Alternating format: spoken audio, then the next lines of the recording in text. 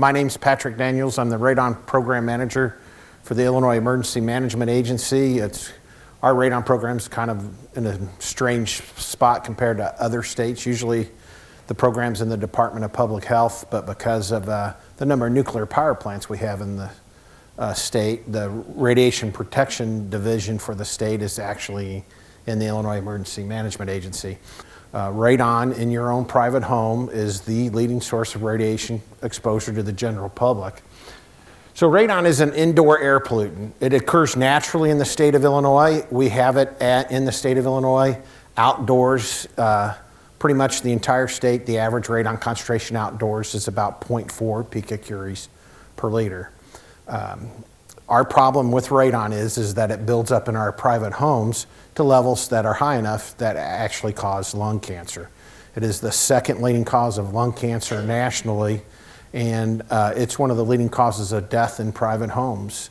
When you look at the total number of deaths nationally due to different problems in homes, radon ends up being one of the leading causes of death in private homes, and it's because of lung cancer. It is a colorless, odorless radioactive gas that comes naturally from the soil, and it builds up into our homes to dangerous levels.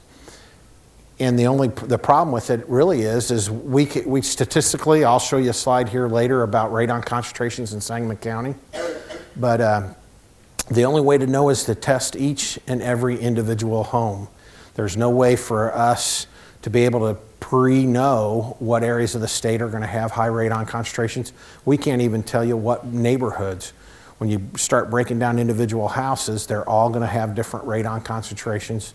The only way to know is to actually test. And we do have here for St. John's Hospital staff about 325 test kits available for people to get a free test kit to do the initial screening of their homes.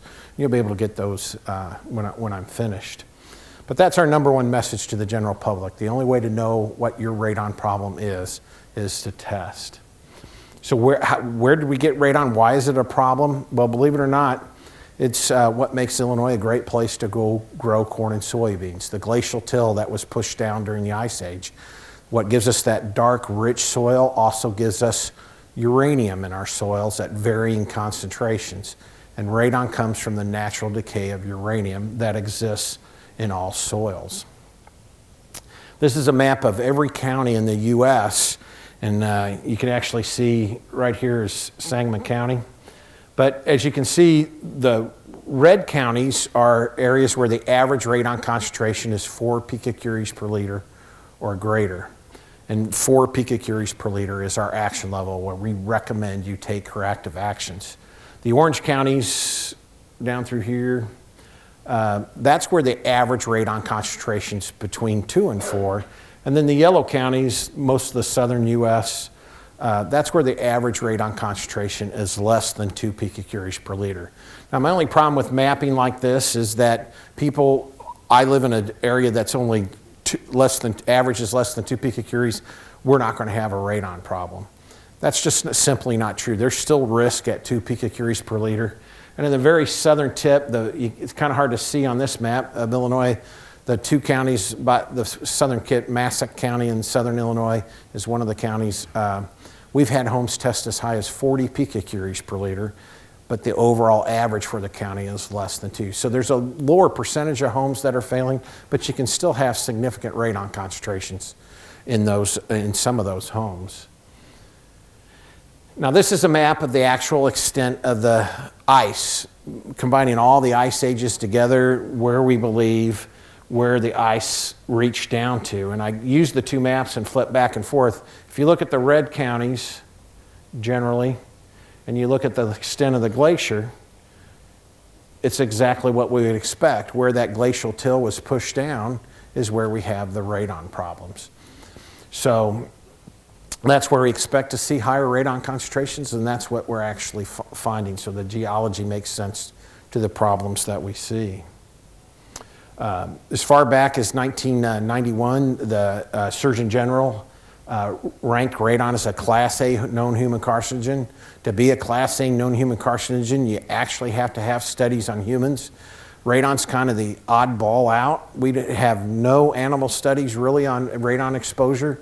All of our studies are all based on human exposure. So a lot of people ask me, well, I have pets, I'm concerned about my pets.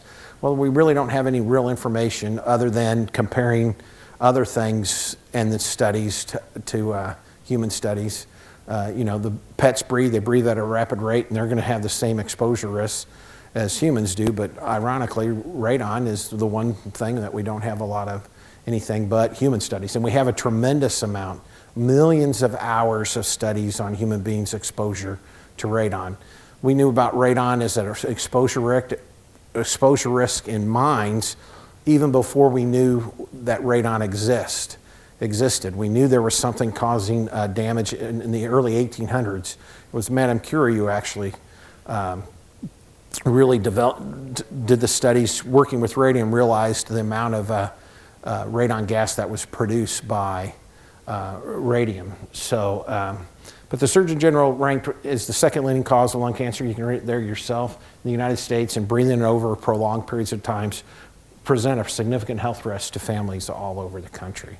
That's not only was C. Everett Koop who sent out the initial warning about radon, and Surgeon General since Dr. Koop have also reiterated the importance of being aware of radon risks in your home. So how does radon cause the problem? Well, really radon is a noble gas. I'll explain this a little bit better here in the next couple slides. But radon being a noble gas, it decays to electrostatically charged particles. And those electrostatically charged particles also decay and emit alpha particles, which is what actually does the damage in our lungs. So when we talk about radon gas, that's how it gets into our home. That's why we really express it as radon gas, but it's actually the decay products. The radon radioactively decays, and it's those decay products that actually cause the damage in our lungs.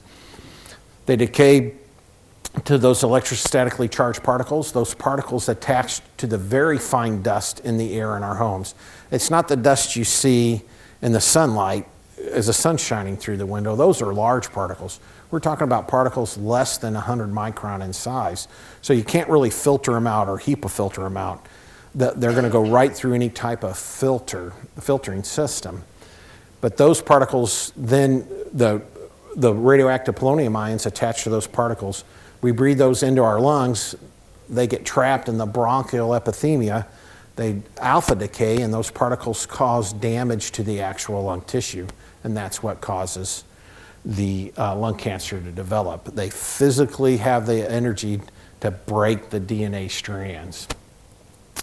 And so there's the radon gas. It has a 3.8 day half-life. I only point that out is it becomes radon gas in the soil, and it has 3 days to migrate from the soil into your home. I'll explain how it does that here in a few minutes, but there's plenty of time for the radon to get from our homes. You can actually have radon gas in your home, breathe in, and it could decay in your lung and emit that alpha particle and cause damage in the lung just from the radon gas itself. But the majority of the damage is these 3 polonium ions that decay inside the lung and alpha decay.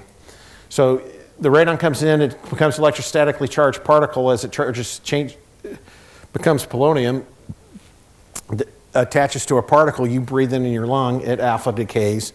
It can cause damage. Then in a period of less than an hour, in these 164 microseconds, it becomes polonium-214. So that can decay and get trapped in your lung, decay, and then do damage to the lung. Then it decays to lead-210. Now that lead's in your lung for 22 years. So you're definitely going to get this alpha decay as the lead decays, it becomes polonium-210. For 138 days it's in your lungs. It can decay, emitting an alpha particle, and then it finally becomes a stable isotope of lead-206. So you have the potential from radon to actually get 4 different exposures, 4 times it can cause damage to your lung. And the vast majority of people are seeing at least these 2 damages. And I can kind of give you a demonstration of what we're talking about here. I have a slide in a minute. Let's talk about the DNA. It has enough, I said it has enough energy to actually cause damage to the DNA. It has enough energy to actually cause what's known as a double helical break in the DNA. Most Class A union carcinogens have enough energy to cause one leg of the DNA to break. Radon has enough energy that it causes both legs. So it not only typically, you know, it can repair itself because it can repair that one leg and the DNA can make a correction. But when you break both legs, the DNA breaks apart, and so you can have DNA, a separate damage to DNA, and two different DNA strands actually combined together. So the damage is so severe, it's very difficult for the body to make the repair. Now, how do we know how much energy? How can we demonstrate that much energy? This is a slide of chip of plastic from inside an alpha track radon detector. And literally the radon detector has a known piece of plastic in it. And as the radon gets into the little chamber that the alpha track has, it decays, and those alpha particles hit this plastic chip, and it causes these little dents that are all over this chip. Now this has been magnified 100 times so that we can see it. And then they do a chemical process that etches it. It's called track etching. And that's what causes the dark circles around these very small pits in the plastic. But that's the point. The alpha particle has enough energy to actually cause pits in the plastic. It has enough energy to not only cause pits in plastic, it can cause pits in glass. One of the first studies solely on women for lung cancer was done in the state of Iowa. And the state of Iowa is an untypical state. The entire state is zone 1. Every county in the state of Iowa has a high radon potential. And so what the doctor did, it was Dr. William Fields from the University of Iowa. He went in and he found lung cancer survivors who were women and then went back into their homes. Now, what makes Iowa very specific for this, it's primarily agricultural, so most of the women were housewives, and they spent the entire day in their homes. Well, he went back in and pulled the glass out of the Hutch china cabinet or out of a family photo, and they did this track etching process to that glass. So they could get a 20-year history of what the person was exposed to in the home. And so they could actually then relate that to their actual lung cancer risks. And so my point here is it's not only does a lot of damage, we can get really long-term indications when we do, which makes the studies more valid because we're not just relying on short-term measurements. So kind of for you to picture what it looks like, radon looks like in your basement, I have a little video here. I'm going to mute that mic. Thanks, Melinda. And so what you have is a cloud chamber. And a cloud chamber is just simply a chamber that we put alcohol gas in. We make the bottom of it very cold, and we cause a fog in the bottom. And what you're seeing here, and see these little dashes pop up? That's not the actual alpha particle. That's the vapor trail of the alpha particle inside the chamber. So it's like the vapor trail you see off the back of an airplane. And so this chamber right now is sitting in a lab that has low, just natural background levels of radiation. He's now setting the chamber up in a basement. And as we start the chamber up, that's what is occurring in your basement or in your home. That's a home with 100 picocuries per liter of radon. But that number of radon decays, that's what's occurring in your lung 24/7, every day of the week, every month of the year. It's happening continuously when you have a high radon concentration in your home.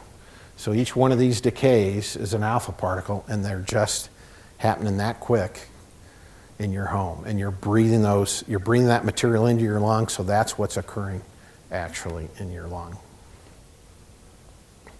So he says, don't try this at home. Well, you get alcohol cloud. We have these chambers. The problem is alcohol is very flammable. And also you really don't want to try and get your radon concentration up to 100 to see this. Okay, so the action level. Let's talk about the 4 picocuries per liter. So picocuries per liter is just a measure of picocuries, an amount of radiation per liter of air. So we don't want more than 4 picocuries per liter in our air. We set that level not based on safe levels, we based it on technological and economical factored in. There is no known safe level of radon concentration. Even at very low concentrations, there's still going to be some alpha decay, so there's still some risk in your lung. When we look at radon at 4, that's about 7 out of every 1,000 non-smokers could get lung cancer. When we normally regulate Class A known human carcinogens, we regulate them at 1 death in every 10,000 people. For particulate, it's 1 death in every 100,000 for a gas. I like using the 1 death in every 10,000 because remember what I said, it's not really the radon gas that causes the damage, it's the decay products, the particulate that causes the damage in our lungs. But if we compare it to 1 death in every 10,000, we're at 7 deaths out of every 1,000. We're about 70 times what we would normally regulate a Class A known human carcinogen. So even at 4 picocuries, we're at a significant level of risk that we're willing to do. So that's why everybody says the safe level's 4. It's not the safe level. 4 is the action level. That's where the state, the federal government recommend you fix the problem. And once again, the problem for the U.S. public and for the citizens of Illinois is we don't know what homes have a high radon problem. The only way to know is to test. So in the U.S. EPA's risk assessment in 2003, they estimated about 21,000 people die annually from radon-induced lung cancer.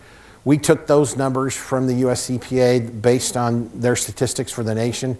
We looked at our population versus our risk, where our population lives, and the associated risk with that. And we estimated about 1,160 Illinois citizens are at risk of developing radon-induced lung cancer annually.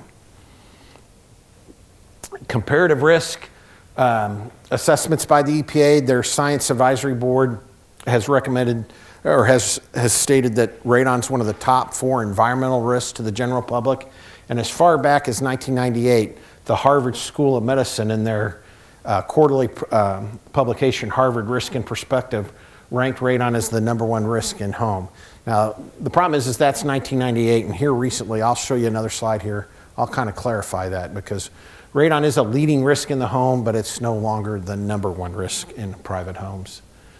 If we took the cancer mortality rates for 2019, and that includes radon, but lung cancer, I'm talking to health professionals, so lung cancer is the leading cause of death by cancer in the U.S. by a large margin. If you took the 21,100 and ranked radon all by itself, it would be the 8th leading cause of death by cancer in the U.S. So it is a significant cancer risk. The funny thing is I think radon over the next few years, we're not going to get any new studies, and that 21,100 number isn't changing, but because of the health professionals, in 2017, radon would have been below lymphoma, but we keep dropping these other causes of cancer. The improvements of diagnostics and treatment, we're dropping the overall cancer rate. I think that I read an article recently that said we've dropped in the last 20 years the number of people dying from cancer by 24% in the U.S. So we're making really good strides. It's just there's 2, which radon falls into it. Lung cancer, we're really not, we catch lung cancer at such a late stage that still today, only 15% of the people survive 5 years once they're diagnosed with lung cancer. So it's the one cancer that we're not having as good a success, and it's because we just don't discover it until it's at such a late stage. Radiation exposure.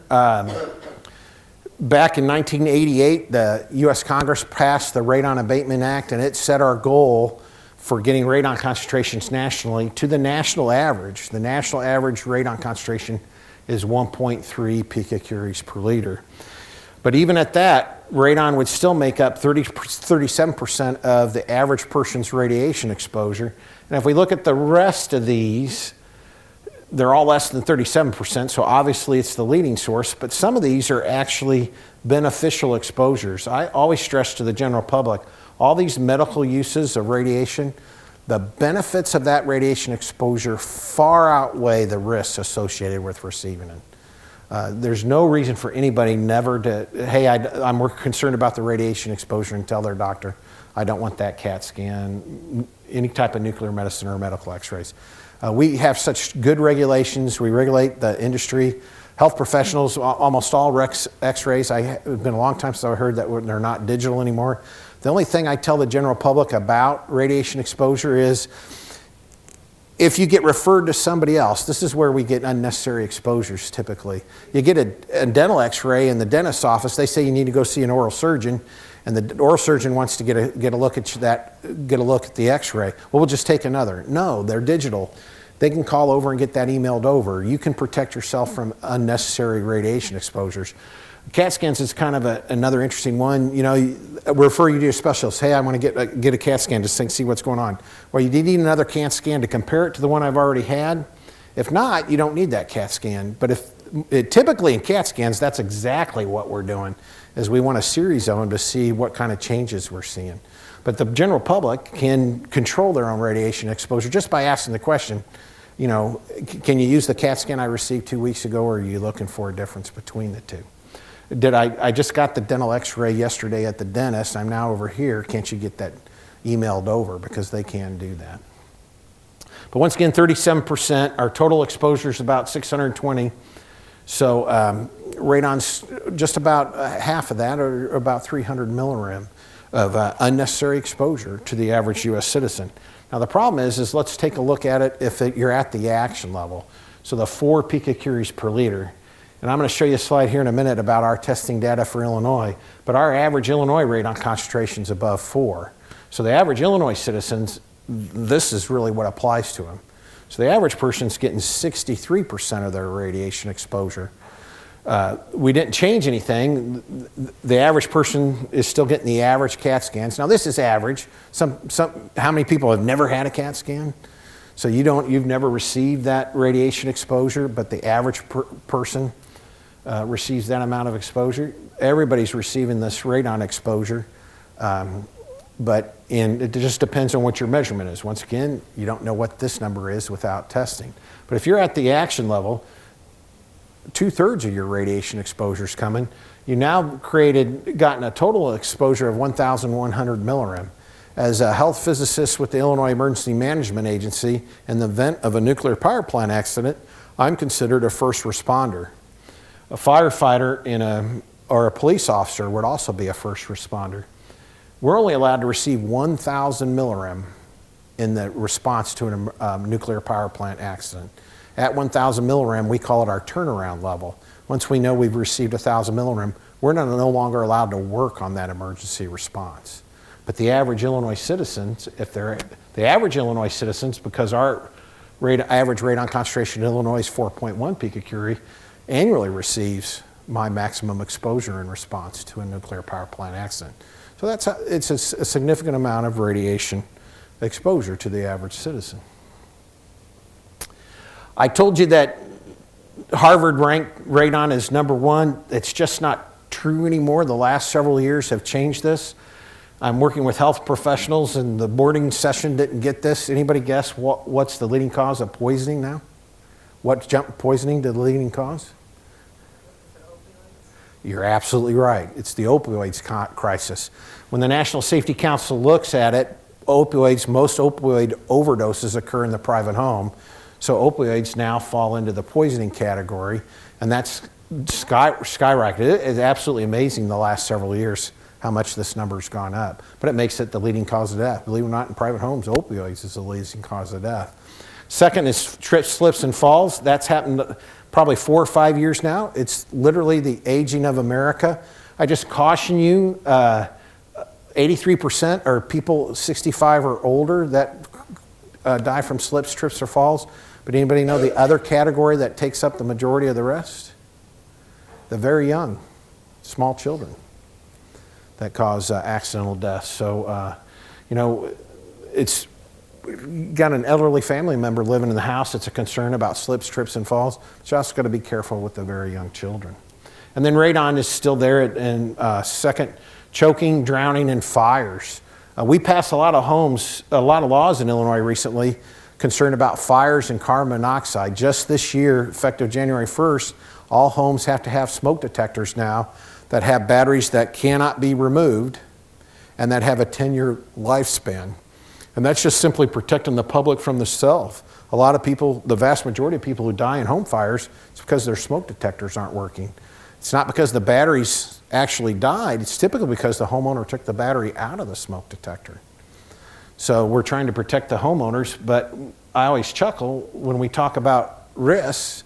Radon's just a big a risk, but we don't really make any tornado. As a matter of fact, the only mandatory requirement for radon testing in the state of Illinois, and we're ahead of a lot of other states when it comes to actual protecting the public with radon, but the only mandatory testing is actually in daycares. We mandate that every daycare be tested at least once every 3 years. The 3 years is because daycares are licensed once every 3 years. So when they go to renew their license or to get an initial license, they're required to prove that they've tested the facility for radon. Okay, a little risk in perspective here for people. At the action level, that's the equivalent of receiving 200 chest x-rays per year. It's the actual equivalent of smoking 8 cigarettes per day. So we recommend that you consider mitigating radon between 2 and 4 picocuries. I always tell this to people because it syncs homes with them. Would you give your child at 2 picocuries per liter? That's the equivalent of giving your child or your grandchild a cigarette for breakfast, lunch, and dinner, and one before they went to bed, as for risk. And then we have many homes that are at that 20 level, 1,000 chest x-rays per year, or the equivalent of smoking 40 cigarettes per day. I kind of chuckle at 40. Most people don't understand. That's a 2-pack a day smoker at 40 picocuries per liter. Anybody want to guess what the highest radon concentration was in Sangamon County? I'll tell you in a minute. Every county in Illinois has had a high radon test. 41% of the homes, according to data submitted by our licensees to IEMA, have high radon in the state of Illinois. So when I look around the room, there's a little over 10 people in the room. 4 people in this room have high radon concentrations. Count me as one. I've already had my home mitigated, but my home tested high for radon. So how many people in the room have actually tested their homes for radon? Well, no, very good, very good. There are people that have tested. Usually talking to people, when I talk to them, it's the first time they've ever heard about it. The tragedy is when I typically talk to people, they're either the buyer or the seller in a real estate transaction. In Illinois, we have what's known as the Radon Awareness Law, and you get specific information at the time of a real estate transaction. So they're either buying a new house and they have questions because the home tested high for radon. Even worse is to be the seller. Your home's tested for radon. Now you have to pay to have the mitigation system installed. You're not going to reap any of the benefits for it. And now you find out you've had this exposure risk for the 10 years or whatever the lifetime that you've lived in the home. We've have had 436,000 homes tests. That's where the 41% comes from. And the average radon concentration in Illinois is, I think I said 4.1 earlier, it's 4.9 picocuries per liter in the state of Illinois. And here's this map of the state of Illinois. We've taken our data, the US EPA map was created back in 1991, so we've used our more recent data and created this map. We've used the same color coding, so the red counties are average concentration 4 picocuries per liter and above, 2 to 4, and less than 2. Highest radon measurements measured in Illinois. We've had homes test as high in Peoria, Illinois as 1,307 picocuries per liter. These are the top 10 areas. And then I kind of color-coded the map, see the X's. So you can see we've had high radon concentrations pretty much all over, north, south, east, and west. We don't have this section of the state. It's kind of interesting. Primarily agricultural area of the state. The difference between that and the larger communities, the Radon Awareness Act's required in a residential real estate transaction. When we sell homes in the agriculture area of the state, we're typically selling the farm. So it doesn't count as the house goes with the farm, but it doesn't count as a residential real estate transaction. So they don't get the information that we actually provide to most home buyers. I promised you Sangamon County. Now, I'm going to come back to this slide. I know you can't read it out there, so that you come up and see every zip code in Sangamon County in numerical order, which kind of keeps the towns together. But that's our radon concentrations in Sangamon County. And county general information, we've tested over 17,000 homes. 7,500 or so are greater than 4, which makes it 44%. The average radon concentration in Sangamon County is 5 picocuries per liter, and the highest radon measurement we've ever measured in Sangamon County is 133 picocuries per liter. And that was in the Springfield area. How radon comes into our home, I challenge each and every one of you to go home tonight. It's going to be a cool enough night. Crack your front door, put your face up to the crack, and you'll feel the cold air rushing in. That's caused by the fact that the home is at a lower atmospheric pressure than outdoor atmospheric pressure. Hot air rises in our homes, and as it rises, it causes the lower levels to be at a lower atmospheric pressure than outdoor atmospheric pressure. So our homes literally act like a vacuum sweeper on the soil, drawing soil gases in, one of those gases being radon. So I can't tell you you're going to have a radon problem because you crack your front door and you feel that cold air rushing in, but I can tell you have the potential to have a radon problem. If you think about your big box stores, your Menards, Lowe's, Home Depot, Target, Walmart, think about going into those stores. The doors slide open and you feel this hot air, or in the summertime, the cold air rush out at you. That's because large department stores, the building code requires so many cubic feet of makeup air per person occupancy. So we pump so much fresh air into the building by code that we positively pressurize the building. Hence, when the doors open, the air blows out at you. Our homes are just the opposite. We don't bring in fresh air into the home, we recirculate the air to heat it or cool it. And so you have the natural convective airflow or the hot air rising, and that's what causes that difference in pressure. And so our homes typically end up being at a negative pressure and draw the soil gases in. Common entry points are any cracks in the foundation, any opening between the soil and the interior of the home. So the foundation wall joint in Illinois, if you have a basement for 40 years, we pour the basement walls, then we come back and pour the floor. Well, concrete shrinks when it dries, so there's always a hairline crack around that perimeter of that floor. And a hairline crack, a crack that you can see with your own vision, if you blew the radon atom up to be the size of a basketball, that crack would be the Grand Canyon. So any crack that you can see is a major radon entry point. There's ability for radon to come in through that crack. Bare earth crawl spaces, sump pits. When they pour the floor, they put drain tile beneath it and then put a sump pit in. That's how we dewater our basements.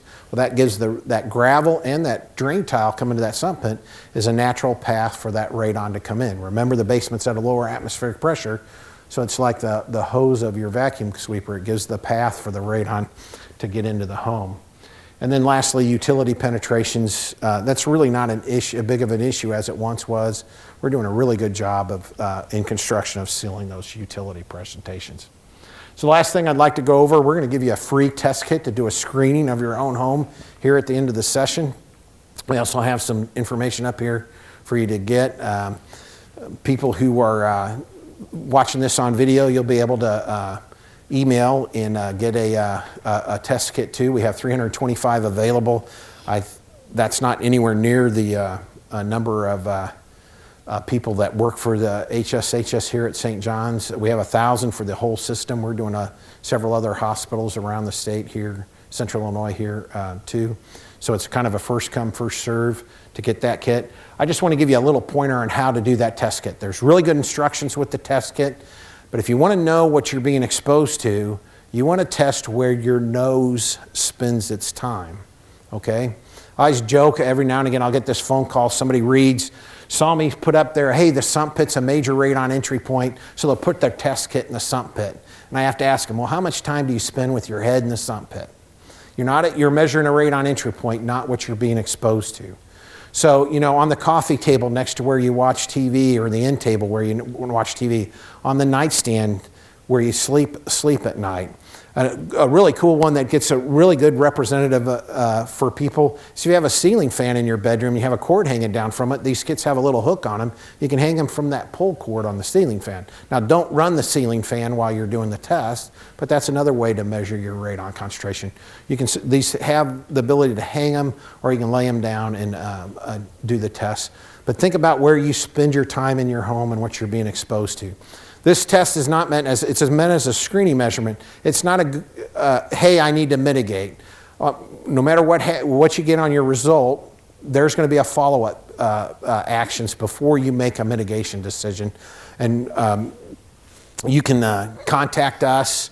We'll make sure the contact information is made available, our direct lines, and also our hotline is actually answered by the American Lung Association, and they can give you advice too on what to do with your high radon test. So we'll make sure you have that information. But that's about it. I'm open to questions. I'll flop this back to that map so the people in the room, if you want to come up and see what your zip code, this is the most up-to-date data. I did this just Thursday and Friday of last week. I did it for each county that the hospitals that we're going to do these lectures. So they're specific to every county. And so for Springfield, we have the Sangamon. This includes our 2018 data too. So this is the most up-to-date and current data we have available. And I'll be more than happy to answer any questions. So the question was, does mining have any issue with the radon concentrations? Really, we've done some limited research here in Sangamon County specifically, because believe it or not, there were a lot of mines in and around, except for the area of the state capitol and downtown, almost all of Springfield's have had mines underneath it. We haven't seen any real correlation.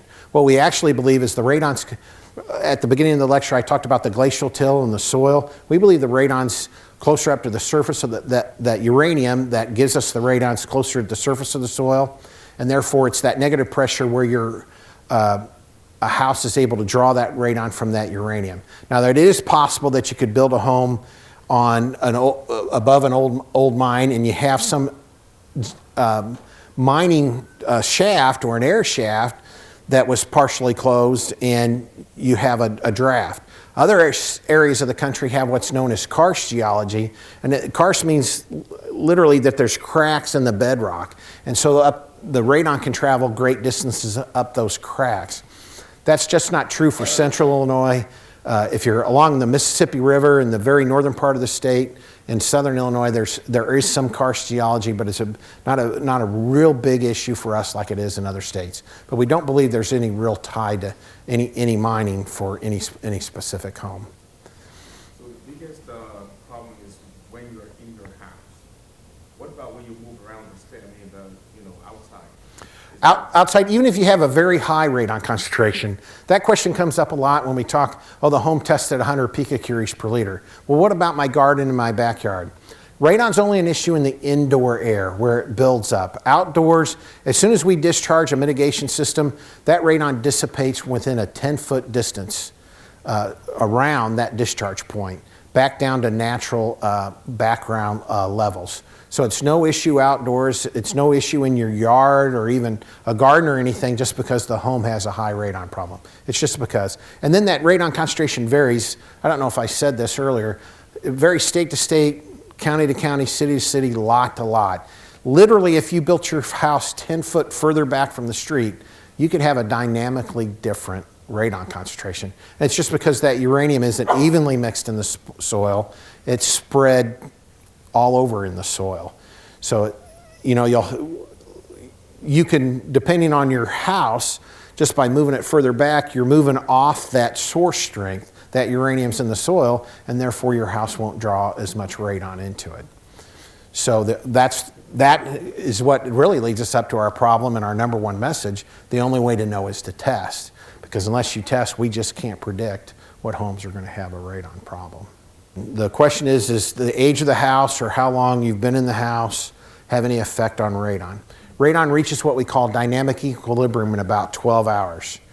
So we're concerned about radon, January being Radon Action Month, because we have our houses closed up and we keep them closed up. If you opened all the windows and you could stand the cold air and got the house completely fresh outdoor, you'd get it to background radon concentrations.